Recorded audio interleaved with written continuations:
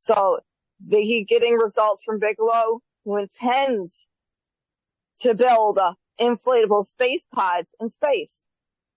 Intention very well could already be happening. Space pods very well could have been acclimated from these entities, which are still in coordination with mankind.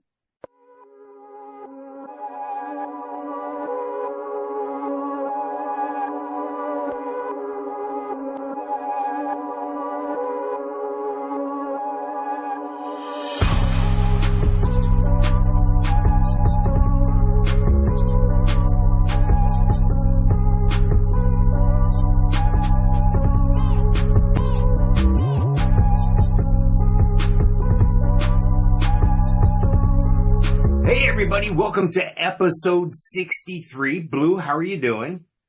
I'm very good today, Mike. Hey, what are we going to talk about today in 63? One of the things we'll be discussing about is the 37th parallel, UFO Extraterrestrial Highway. That a term that extends from the western to the eastern perimeters of the United States. And the extension goes into cattle mutilations, UFO sightings on an extension base, as well as affiliated sorts with underground bases as well. Wow, that sounds crazy. I'm excited to get into it here. Hey, but you know what? Before we get started, before we get going, please thank you for watching. Thank you for listening. Please make sure you like, subscribe, follow, click on notifications, all those fun words so you're notified when we post new material. And you can reach out to us on the socials. We do reply. We do respond. And look at this. Blue and I are matching again. We didn't even call each other again. That's kind of eerie. You can be on a team too. You can match with us. Go ahead and grab some gear, and next time we pop up, see if you match with us. All right. You can do that by clicking on the link in the comments there. Hey, again, thank you for watching. Thank you for listening. Blue, let's get right into 63.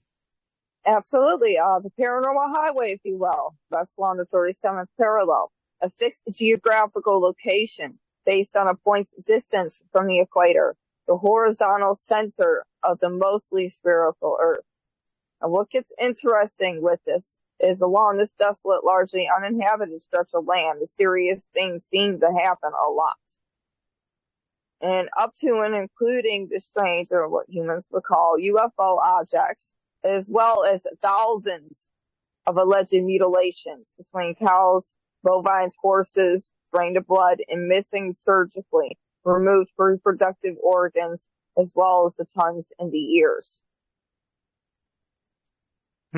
The main motive that is being going on is a cooperative event, or we already discussed before about how certain gray races take and use bovine to a scientific advantage. Now, most humans nowadays, they already intake a lot of bovine or utilize on their own wavelength the dairy. But it does cause repercussions. But what gets interesting is because said species are intaking so much, there may be a vital information diagnosis from other species and cooperative levels between them and governments, between a certain animal creatures and what's being distributed upon the populations of the human race here. Just one smidgen of the reality of what really goes on.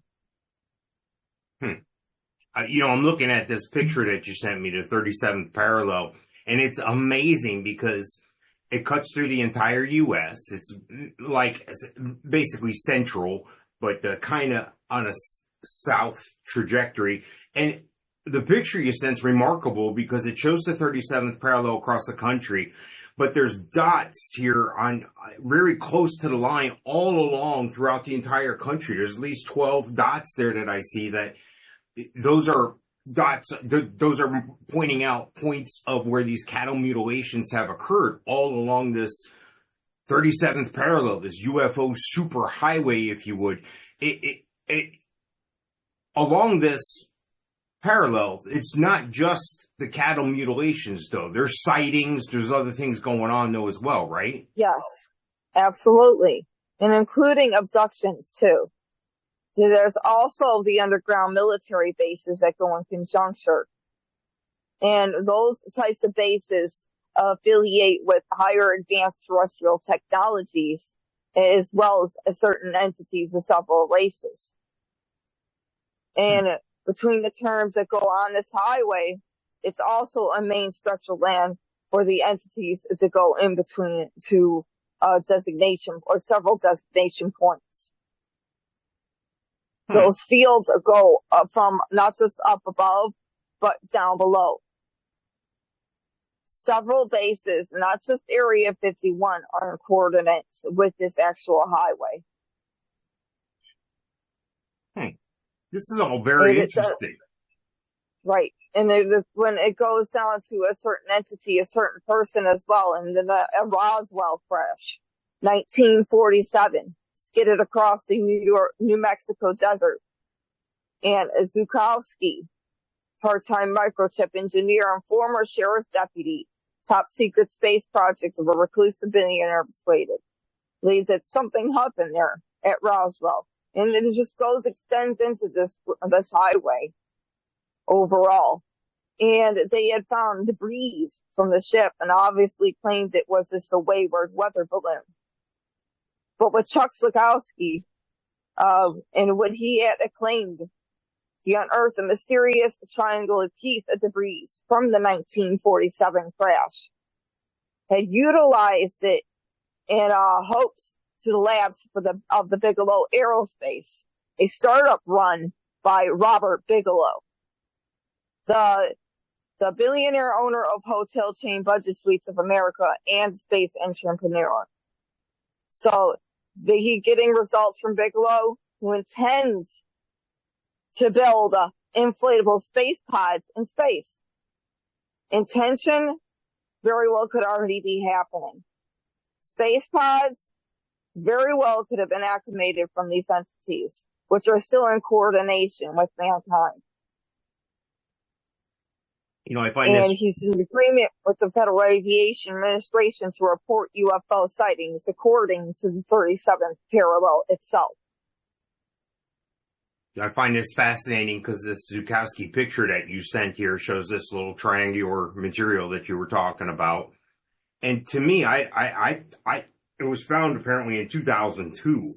I tend to believe that this might be from that Roswell crash because it's a tiny piece. It's like a coin size. And they say they're unfamiliar with the properties of the material. Is that what it is? Yes, because it runs on a metallic alloy structure that certain great entities hold.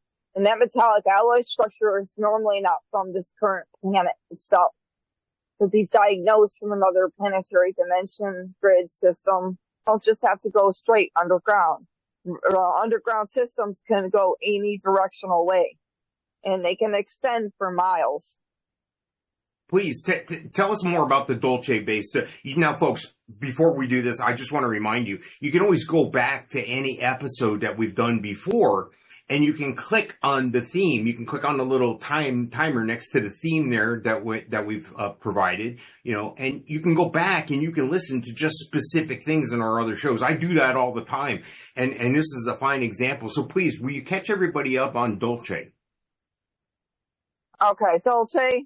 There's also Cheyenne Mountain, which is closer to perimeter to the underground events. Tell us about both. It's just more of, there are several foundations out there that deal with extraterrestrial entities, as well as the knowledge they intake and the perimeters of the foundations of their applicated technologies.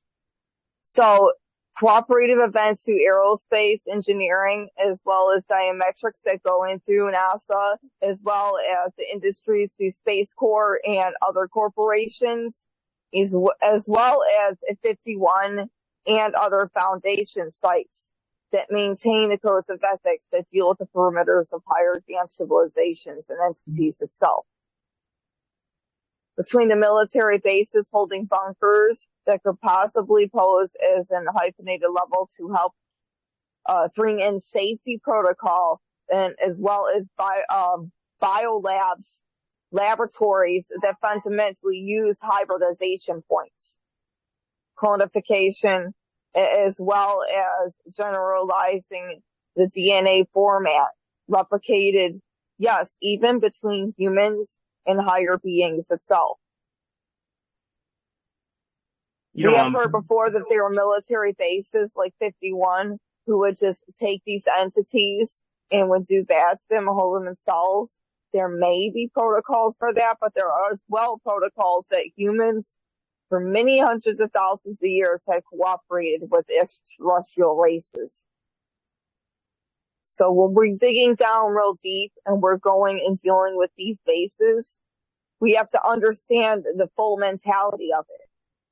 Yes, some of the foundations, because they're off like they are and not allowed to the public, is because they hold weaponized systems that are far more advanced to the human's eye. They're far more advanced for most humans to be aware of or allowed, even including certain technologies. Remember how we say everything is a slow leak and it comes out there as a slow leak? Well, it also deals with the foundations of this as well.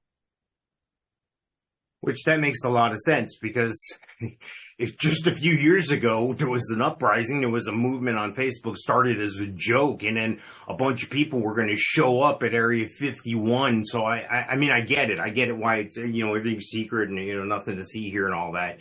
I find it interesting that it's all along this one superhighway, kind of like you could, like an unidentified aircraft can come in, stop, mutilate some cattle, get back on the highway, stop over here, get a sighting, maybe an abduction over here. It's kind of like little truck stops along the way, and that part's amazing to me. But even more amazing to me is the fact that a lot of people know about this. I've been looking a lot of this stuff up here myself, and a lot of people are saying the same thing about this area. So it tends, based on the way we don't release information, the way you said, how we drip things out so people's heads don't explode. I find it quite fascinating that all this is going on. And it's quite interesting because for years, I didn't know about this.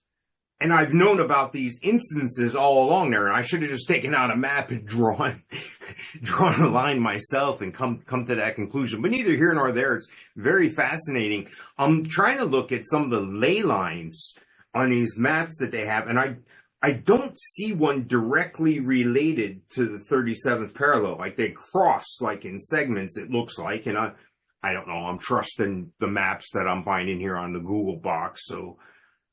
Do you think that there's any relation to the points on the ley lines, even if the ley lines are bisecting, the hyperdimensional magnetized drift waves, hyperdimensional ley line movement streams. So that means there's a conjunction between the two polarized codes that affiliate between that zone.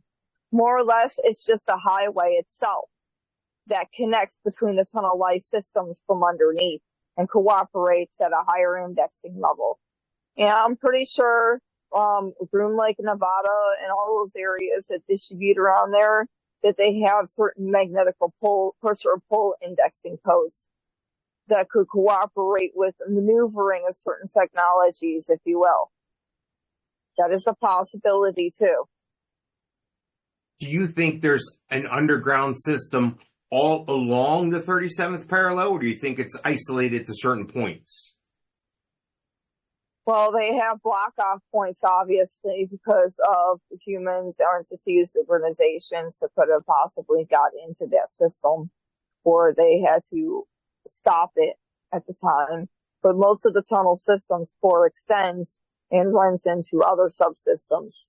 And don't be surprised if that type of system runs into where the Mammoth Cave is as well. Straight into the inner earthen realms. That's Mammoth crazy. Cave, right, in Antarctica as well. They have a cooperative. It's why most people nowadays, when they go to Mammoth Cave, they still have not been able to explore everything there. They even have many areas there that are not allowed to the public. Because they either say it's too dangerous, those cave systems, or they have a reason for it. And you're not allowed there because of that reason. It's amazing I've to been me. there physically myself. You have? Huh. And yes, I know the energy there, and it's definitely connected to some of the inner earthen realms. Wow. And again, folks, Blue just talked about 6 places or so, Groom Lake, Cheyenne Mountain, Agartha, all these, Agartha, another realm, all these things we've talked about in the past. So please don't be afraid to go back and look these things up to catch yourself up here. Or if you ever have a question about any of these things and you're watching the show, just shoot us a question. We'll shoot you back an answer. No problem. Hey, what do we have going on here with NASA? NASA and the Leviathan, the biblical documentations, as well as scenes of events through the timelines, the things they have found and not said to mankind. As of June 2024, NASA is still exploring the ocean, and we already know it's vast. There's much more to it hidden from mankind than they realize, including the inner realms and Atlantis societies. And it's launched missions as recently as 2021.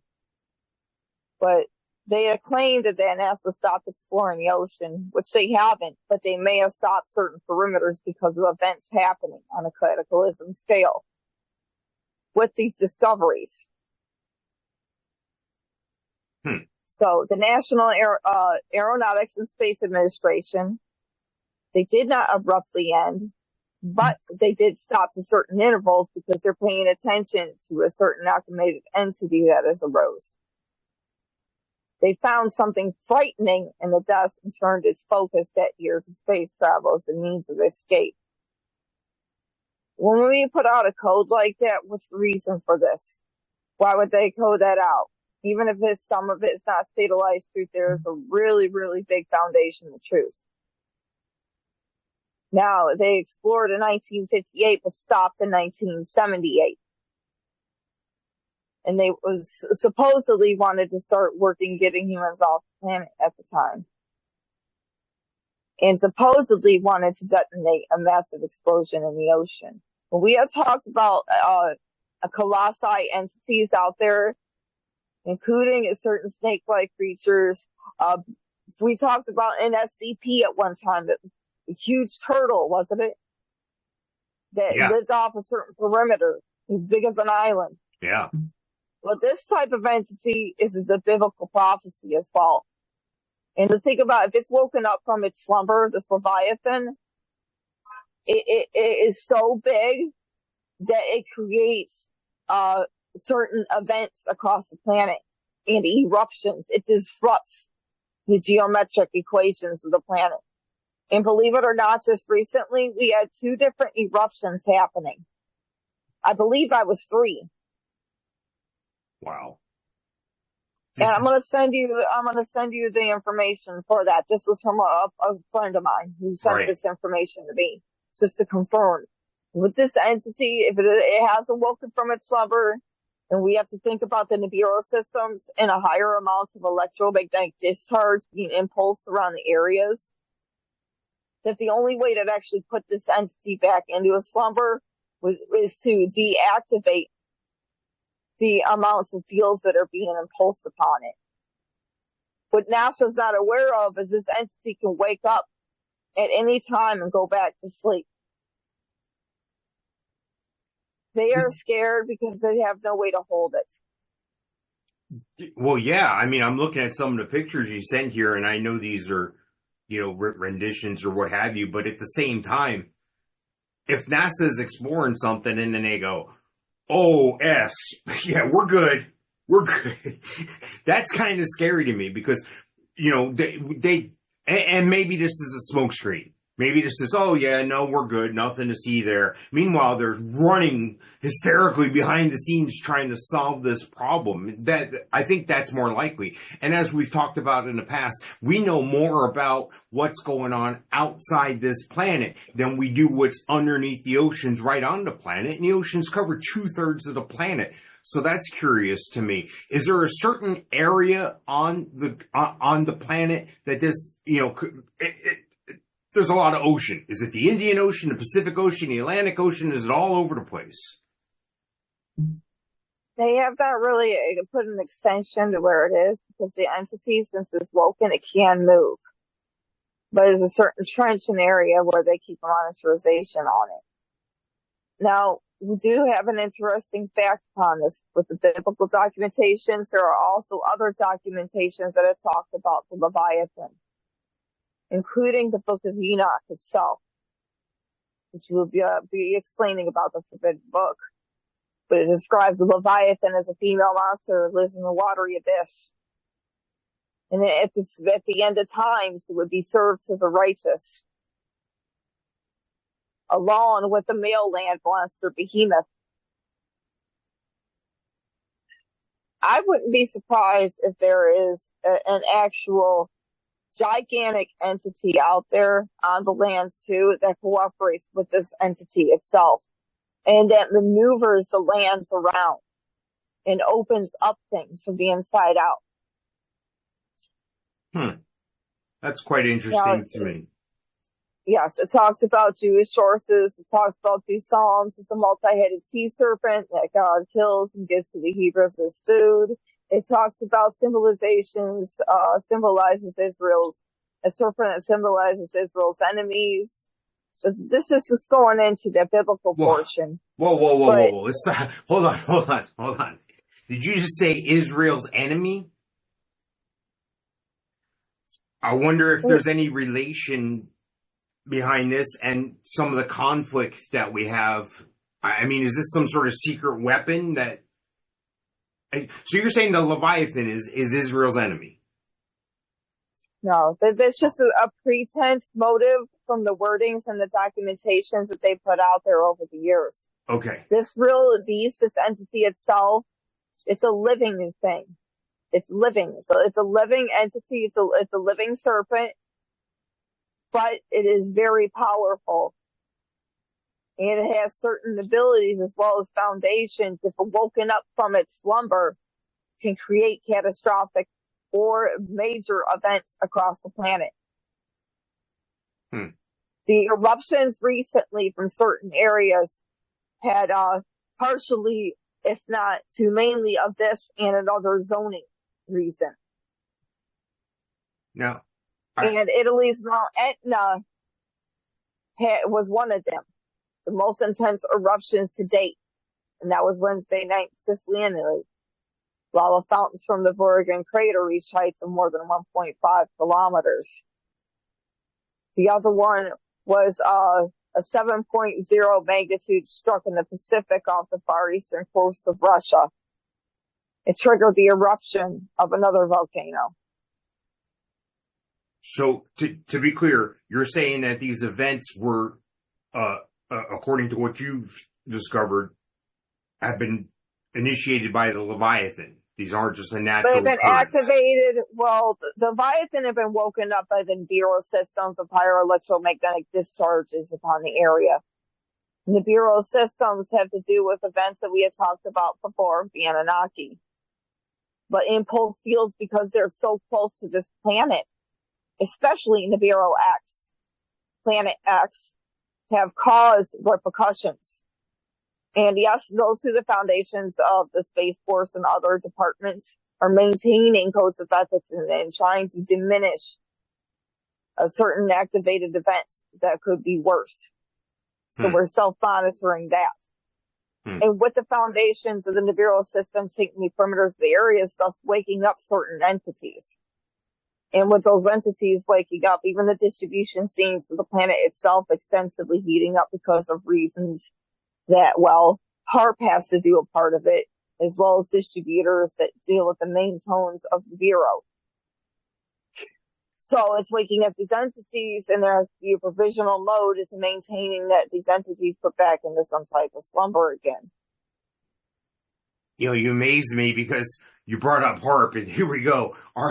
All our stuff is going to be flagged all over. They seem on social media and on YouTube especially to be very defensive, and they put a disclaimer on our videos about HAARP and what HAARP really is anytime we mention HAARP. So I'm sure now we've said the word, the acronym about 10 times. I'm sure they're going to be all over this video. And just a reminder, folks, we're on multiple platforms. So we're on Rumble. If we get kicked off somewhere else, it's no big deal. Facebook is really on us hard lately. So it is what it is. Blue has laid this out before, that there's forces and entities and things happening behind the scenes, government and not government, that don't like what we're talking about, don't like what we say. They tried to give us some trouble before we were able to record this situation here. So it goes on many, many levels, folks. Now, I'm familiar with the term the Watchers. I see you got that on the show notes next to the Book of Enoch here. Yes, the Forbidden Book of Enoch, the Watchers, divine contact, advanced knowledge, replicated scenes of events of what really went on with Enoch himself. And is these divine beings that supposedly had, I believe they're called the Nephilim as well, but so-called the Watchers had come in amongst mankind to provocate and give them the knowledge, but end up being shot down from heaven because God didn't like that. But if we're going to get into a more coordinated term, who exactly was Enoch? What did he have to do with the Watchers? He was a patriarch who walked with God. Well, let's just say the gods or certain entities of races taken. Now, the central narratives of the book, it falls upon the Watchers, so-called heavenly beings descended to earth, like we said, attracted to the beauty, giving them forbidden knowledge. They also shared secrets with humankind. Watchers could also be acknowledged as the star gods or star beings or humanoids that are much more advanced to their replicated speeds from other dimensions. The humans in this current realm are not the only ones. I'm going to tell you that right now. There are several other humanoid species out there. We talked about them: Pleiadians, the Nordics, the Taros and the Talos races, the Atlanteans. So you're maintaining that all those species, all those beings, all those entities are here now. Yes, I mean, on and off. We've been the Nordics and the Pleiadians. There's some mixed. They're going to be mixed amongst mankind or hidden, or even more or less in your Arcturian realms. I did have a recent post up, and I will be explaining about it about my next network show, about a certain a commander bird who had met with these entities, and they're Nordics, blonde, very blonde, crystalline structure buildings underneath Antarctica. Just one of the many other vast civilizations out there. The Watchers, unless many other types of entities, the humanoid races, had helped bring about advanced knowledge for mankind. Besides the terms of the entities that obviously look like grays and other substructures. From advanced agricultural techniques to the arts of magic and enchantments. And then we're going into the Native American Indians, how they had gotten all those advancements, the medicinals, learning to heal, learning to even coordinate with the geometrics of the upper hemisphere, learning the calendars and stuff for certain things. Wow.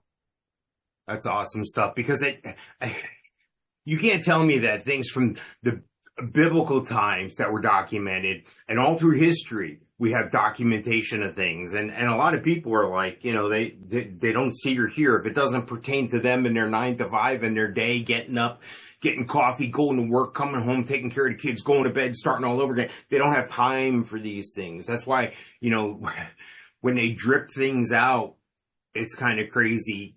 Because people think, oh yeah, it's no big deal. This way, when they come down with a hammer and release this big news, it's not so mind-blowing. And I'm just glad we're able to expose some of these things along the way. Hey, are we ready to talk about the SCP Foundation? Absolutely. SCP Foundation 283, a rock that falls sideways. For all intents and purposes, SCP-283 is an ordinary rock, slightly molded and worn from age and collisions. But the interesting part of this is, it doesn't fall downwards.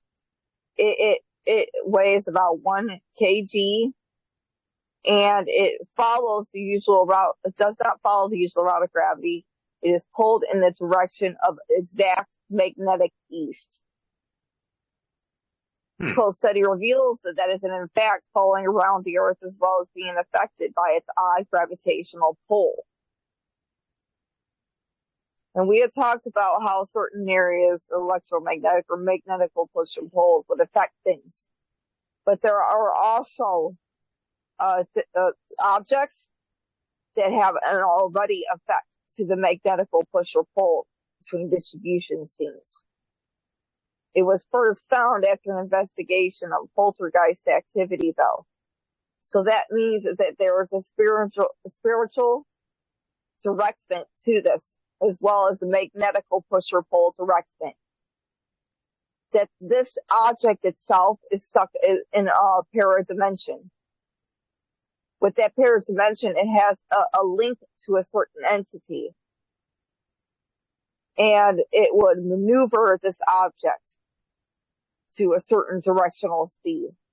And the high velocity impact could harm things, structures, buildings, entities as well.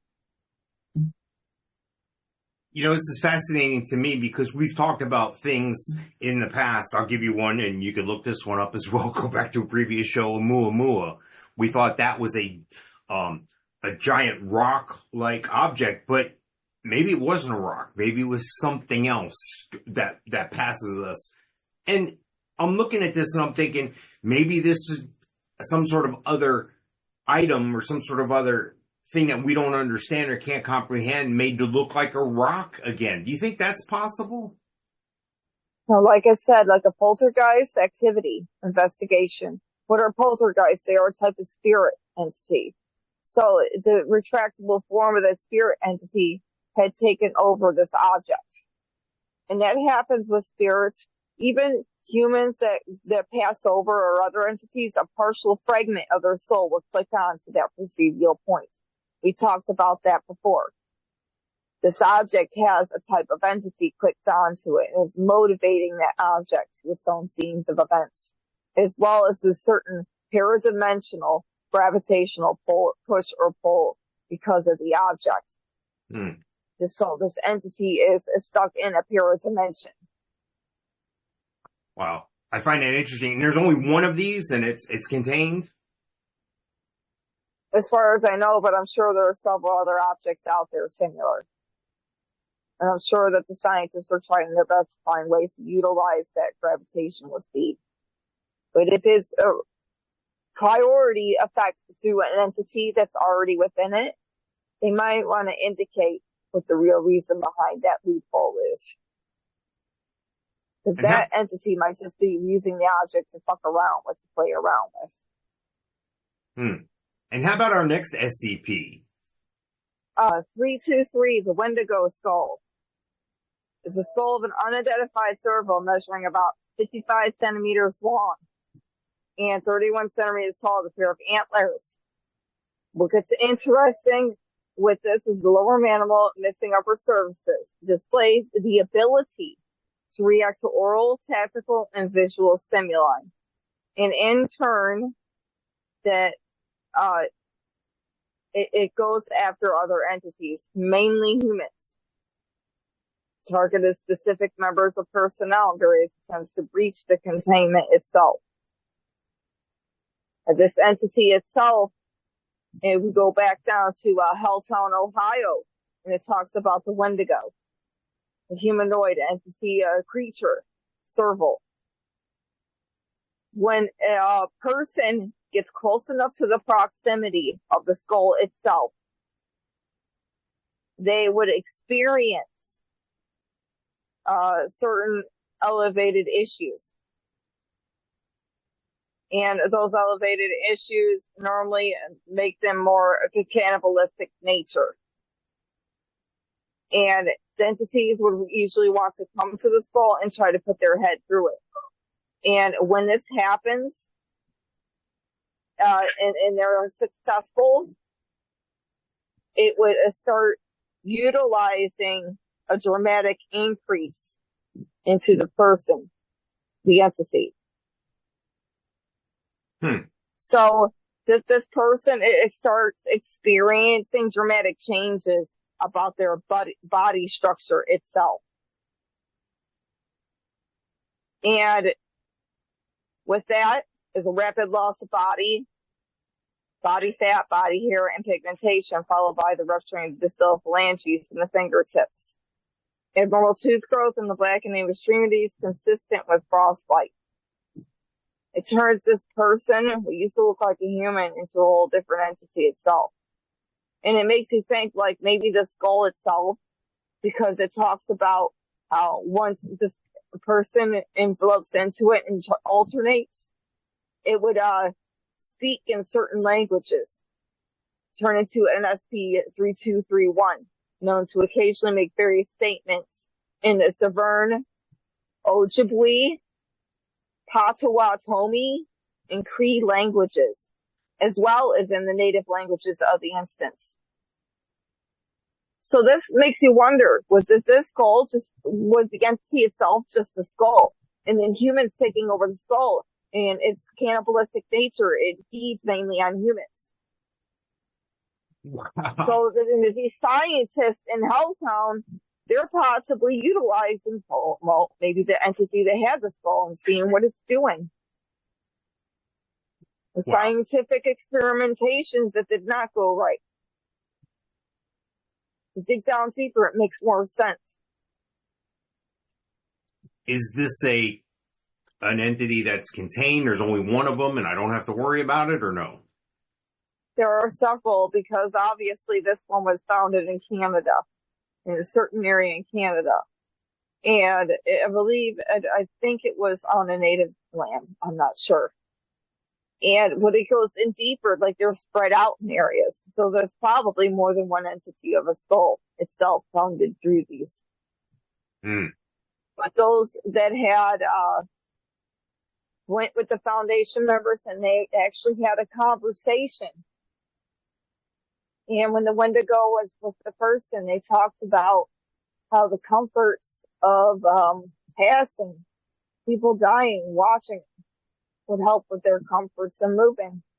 So maybe even with all the dust is trying to show something as a positive outflow, but all in all, it's negative outflow, because you got an entity that's taking over mainly humankind, and it will go for other types of creatures as a food sustenance. It has to be controlled. Even if it's trying to stay to the mind, that these passing indexing points may become as a good flow. It doesn't matter. There has to be control, because with too much of that negative stance, could pose a problem. Wow. That's crazy stuff. I'm glad we always get to talk about the SCP. And again, to me, the SCP is very real. I know people, I've communicated with people in the past and they say, oh, it's mythological. Oh, that's a game you play. We've talked about this in the past. Hide things in plain sight. Oh, yeah, that's just a mythological thing. Oh, yeah, that's just a game. Oh, that's computer generated. Folks, really? Again, they drip things out. If they came right out with this thing and said, oh my God, this is real, everybody's heads would explode. Everybody panic. And another thing is rituals. And even if they're satanic or even if they're good, like with beings and entities like that, there are diagnoses of certain rituals at hand to help appease that being, to slow it down from any incursive and negative effect. Now, there are rituals that have happened in churches in Helltown, Ohio, were not really good, but they were more activated towards this type of entity. Oh, I love it when we talk about SCP. It just blows my mind every time. Hey, what do we have to report from the Space Force and the Federation? We have to report is the Secret Service confirms receipt of Palm Beach's letter about Mar-a-Lago road closure. Since Donald Trump had almost gotten the hit. They have been very careful to keep him in a safe term. And there's a good reason for that. They should never have allowed the administration all those dumb crap that they allowed. How many laws that they went against as it is. So yes, federal protection, he needs it. He's important for certain reasons on the planet. And we should have never had seen that happen in the first place. Never. And Chinese scientists say they found a way to make hypersonic missiles skip in the sky to strike deeper. Does China need to implement more weaponized systems? Do certain other countries need to implement this? How about we start proactive affairs and move towards peace and the substantial modes of that? Because if we cannot, we're gonna put ourselves into another world war. And this is not what we want. And they do have, and they've been testing the good and the bad side recently about electromagnetic field knockouts upon the areas. And they have a certain missile or a certain, cannon, a certain cannon that allows these disruptions. It can knock off planes all at once. It can knock off all at once anything electromagnetical. They had tested that in certain areas. Drones. Now, the good side, yeah, there may be a protocol for that could alleviate certain problems. But we don't need both sides helping into the industrialization code. We need to maintain the codes of ethics here for this planet. And it goes into the semiconductor manufacturing zones of the Biden-Harris administration. What are they doing to help? More construction, more tearing of the land. Let's bring in more jobs. Let's bring in more humans. Let's overpopulate the place. Come on. There has to be a cutoff. There has to be a motivator so the lands and the creatures are not suffering as well. We don't need all them houses. That's nonsense. Here in West Palm Beach, since I've been here these past few years, they have been tearing everything apart. And it's just so overcrowded. You know, go ahead. Go ahead. No, go ahead. No, I was just going to say, you know, I recently read, and I know this is factual, so go ahead and fact check me, Facebook and whoever else. Since the Biden-Harris administration's come into play here, letting in all the undocumented, the illegals, the 30,000 military from China, the insane asylum people, the people from the prisons, and because it costs a lot of money to incarcerate people and to treat people, so it's cheaper for them, and their crime rates go down. They just send them to America. Hey, you're not allowed to come back, but you can go. They're going to go, and they're not going to change their ways, okay? So the amazing thing to me is I read a stat that said, since the Biden-Harris administration came to be, 3 million immigrants have been naturalized. Now, I don't know if you pay attention to, not you, but, you know, who's ever watching. I don't know if you pay attention to the elections and what's been going on. The presidential election will be decided by 4 or 5 states in 4 or 5 locations along a small corridor of that place. That's why Obama put all the Syrians over in Minnesota. I know we're going to get a fact check for that. See, if they can win these little areas, they're going to win everything. And if they win everything, they can do whatever they want. See, Trump threw a ratchet in this whole thing when he beat Hillary. See, they were cheating then, but they didn't know how much they needed to cheat by. Well, last election, Trump received 81 million votes, more than any sitting president ever. And then Biden got more votes than Obama got? Stop with that. And the same thing with Kamala here. So it's amazing to me that people don't see this. Well, why do they bring in, you say they brought in like 18 million. Well, yeah, because it goes by, the House of Representatives goes by the populace, not the citizens, not the number of citizens you have in your area, but the total populace, the total people living there. That's why they fought so hard to get the question off the census. Are you a citizen? That's why a lot of these places are giving out driver's licenses to non-citizens. And oh, while you're here, do you want to apply to vote? Buddy, this is crazy stuff here. We're living in crazy times. And if you don't think you're being manipulated by the mainstream media who's not covering these things, you're dead wrong. And I implore you to go ahead and do your own research here and find out. I'm sorry to take over your spot here with the Space Force and Federation. There is one glint of hope, though we did have precautions. We had on a Monday, Mr. Elon Musk and Donald Trump together. And with the discussion, what happened was, they got hit by technical glitches, especially when they started talking about immigration and this and that. They tried their best to disengage, but that didn't work out. Because guess who two priority spheres are finally together. Hopefully, when we got Elon now on call, we can actually motivate things forward. With his knowledge and intellect, his organization through the space industry could possibly pose as a hope. I hope so. I hope for our sakes, for my children's sakes, for my grandchildren, for my yet to be born great grandchildren and grandchildren. I hope so, because, you know, we're 2 generations removed from the greatest generation ever. And that being the World War II generation. And those men and women gave up so much to provide us with so much today.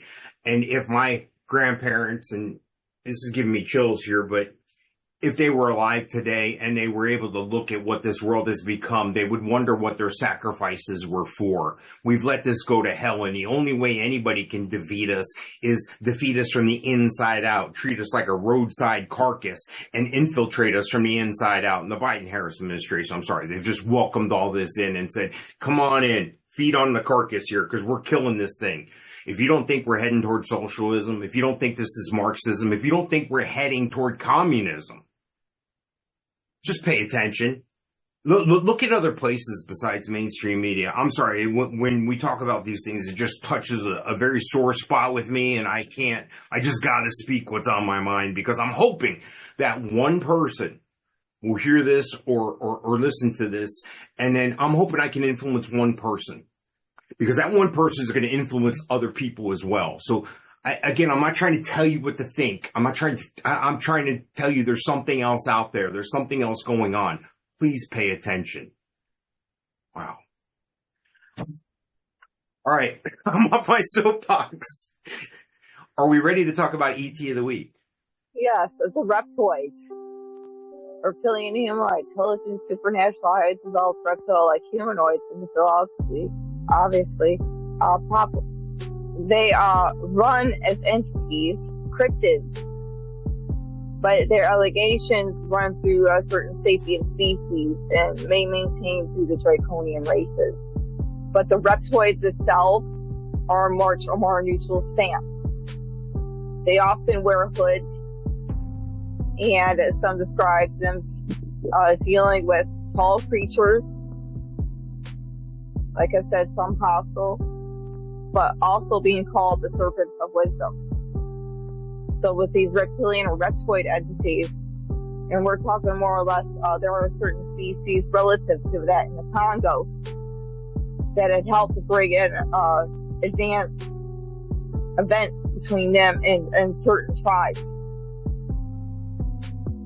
Now, they had talked about these entities before, and where their growth goes into the substancers between them and human races throughout the timelines.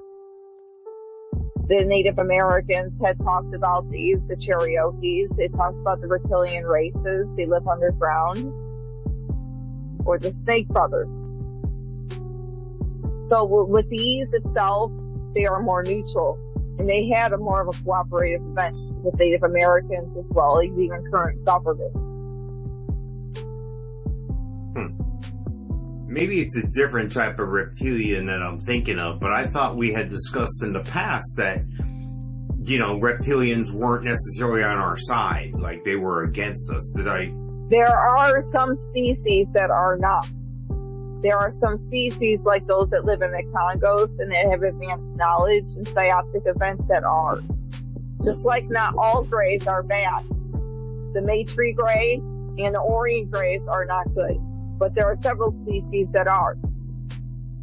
Even think about if you want to go down to the human genome spectrum. Some good people, some bad people. There's always some type of mix. Now the undertunnel reptilians that run through some of the Native American peoples, as well as certain areas that deal with rainforests. They're more skinnier and are not as broad as the Draconians. And they're more intellectual than the negative species of reptoids itself. You know, that's all. It's crazy to me. Two things are really crazy to me, because I'm looking at the picture that you sent, and the comment underneath is reptoids are often reported wearing hoods, like hoodies. What do we see a lot? That's what's going on with all the terror and all the stuff. And so, do you think the evil reptoids also wear hoods as well? Do you think that's a possibility? Well, there's a mix of a good and a bad type of reptilian species. Reptoids is just the main factor of the subspecies of reptilian hybrids. There's a mutual status, like I said, with the Native Americans called the Snake Brothers, that are a better race. There's also the subdivided species that run through the hierarchies of the real reptilian societies, as well as the Alpha Draconians, who are not good. The Congo reptilian motives, as well as the reptoids that in doctrine are more skinny and more hyper-intelligent, are neutral. I see. Or they are better. I can go back. I'm a little bit older than you, Blue, so I can go back to the 70s when there was a TV show, and they recently, in the past 10 years or so, they did a movie starring Will Ferrell. There was a TV show called Land of the Lost, and there were it was based on reptilian creatures living underground. And this is, again, we've obviously known about these things for a long time, is what I'm trying to say. So is it safe to assume that these reptilian humanoids have been around for, how long do you think they've been around? Oh, they've been around well before humankind. The real society maintained a code of ethics, substandards that are now obviously on a polarized event control. But they've indoctrinated their event before the actual humanoid races have gone here. And humans have been, how do I say this very lightly? They have been pushed away from their own agenda numerous times over because of certain negative reptilian races or other negative types of extraterrestrial gray races. Even other types of paranormal indexing outwards. These subspecies, it doesn't depend also on their energy. Wow. Awesome. I love it when we talk about these things. Right. You will know if something's good or bad depending on its level of its energy as well. Right. If they've taken over human form and they're not a good type of entity, and you notice that they are reptilian or draconian in a way, they're going to radiate a negative outlet. You're going to feel it. It's going to draw you down. It's going to suck your energy out from you. There's the difference between regular reptilians and reptoids that are neutral and these negative ones. The negative ones are like bloodsuckers. They take the energy from other life forces. They take over life forms. They destroy things. Wow. Fascinating. Blowing my mind.